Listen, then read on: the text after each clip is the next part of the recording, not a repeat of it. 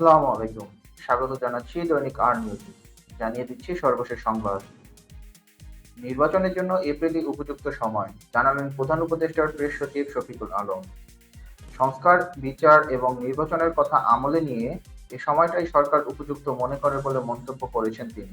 এছাড়া তারেক রহমান বা টিউলিপ সিদ্দিকের সাথে লন্ডনে সাক্ষাৎ করার ব্যাপারে এখন পর্যন্ত কোনো সিদ্ধান্ত হয়নি বলে জানান তিনি। দেশে ফিরেছে সাবেক রাষ্ট্রপতি আব্দুল হামিদ। ব্যাংকক থেকে চিকিৎসা করে গত রাত্রে ঢাকায় তিনি ফেরেন বলে জানা যায়। বর্তমানে হত্যা মামলার আসামি সাবেক এই রাষ্ট্রপতিকে গ্রেফতারের দাবিতে নানা সময় সোচ্চার দাবি জানিয়েছে সাধারণ মানুষ। তাকে গ্রেফতারের বিষয়ে স্বরাষ্ট্র মন্ত্রণালয় সিদ্ধান্ত নেবে বলে জানিয়েছে উপদেষ্টা আসিফ মাহমুদ সজীব ভুঁইয়া।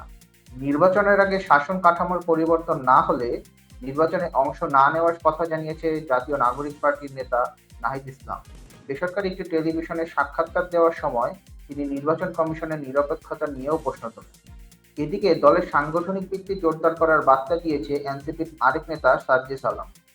এর দ্বারা দলটির নির্বাচনের প্রাথমিক প্রস্তুতিও সম্পন্ন হবে বলে জানান তিনি।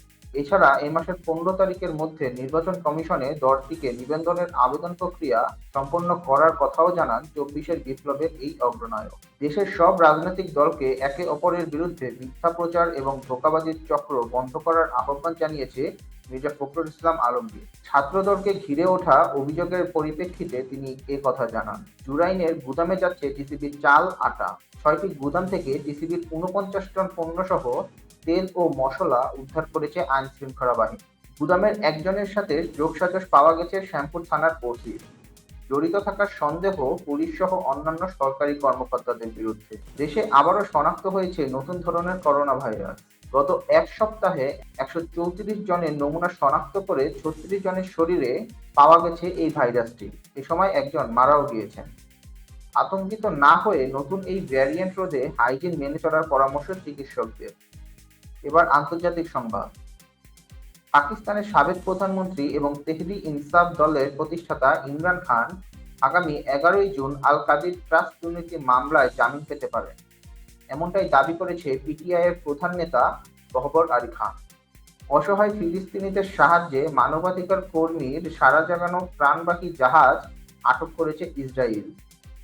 আধুনিক যুগের সবচেয়ে নির্মম ভূমিদস্যু ইহুদিরা পর্যাপ্ত ত্রাণ সহায়তা গাজায় পৌঁছাতে না দেওয়ায় প্রকট খাদ্যাভাব দেখা দিয়েছে এই উপত্যকায়। ধন্যবাদ এতক্ষণ আর নিউজের সাথে থাকার জন্য। আশা করি ভবিষ্যতে আমাদের সাথে থাকবেন। আসসালামু আলাইকুম।